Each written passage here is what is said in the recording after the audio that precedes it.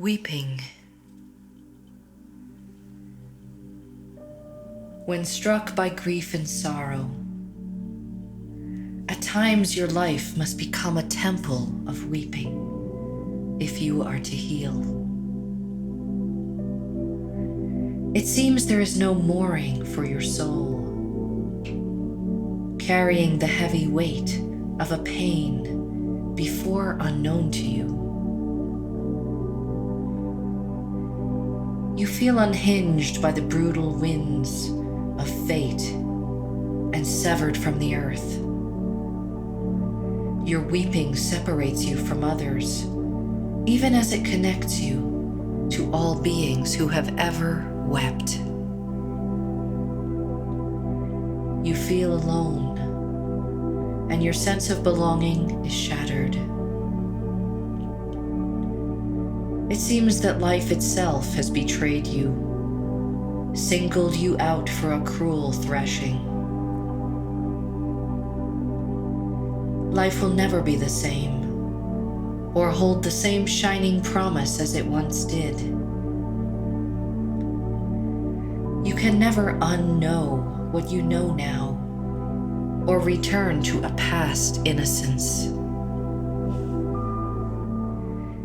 In this age, we live under the shadow of a mountain of grief. It sings under every word, a low, muffled cry. So deep is our unmet hunger, so vast our confusion. So sad is the battering that many hearts have known, even while young, before life has even begun. At times you feel all this with blazing clarity in yourself and in the world. And then you weep out of compassion and aching tenderness for all beings who suffer and have suffered. You weep for what the human heart is given to know, for what we do to ourselves and to others out of blindness every day,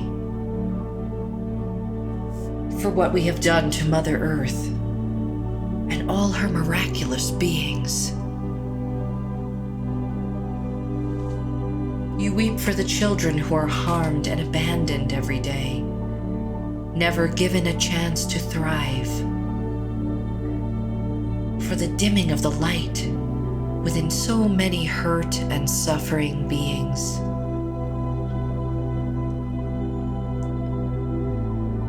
You weep for the child in you who was abandoned and unheard, for the mother whose heart grew cold, who didn't love herself,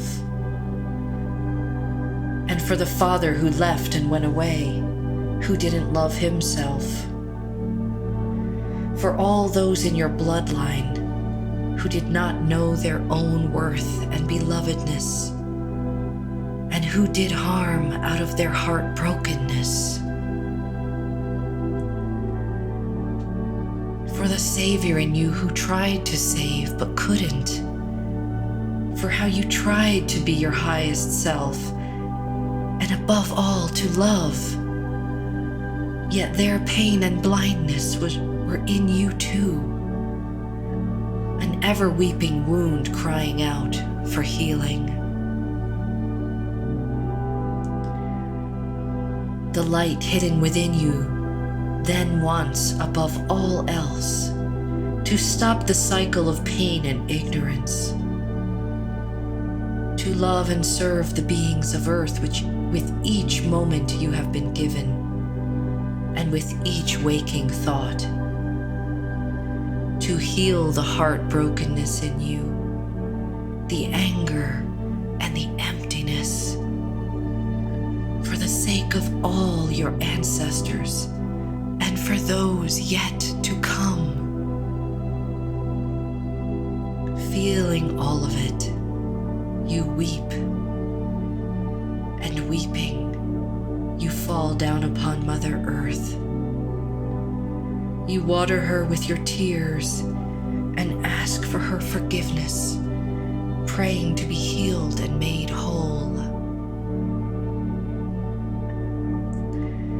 Something in her deep, mysterious heart shows you that even in your humanness and limitation, you are loved and precious, even in your flawed and imperfect self.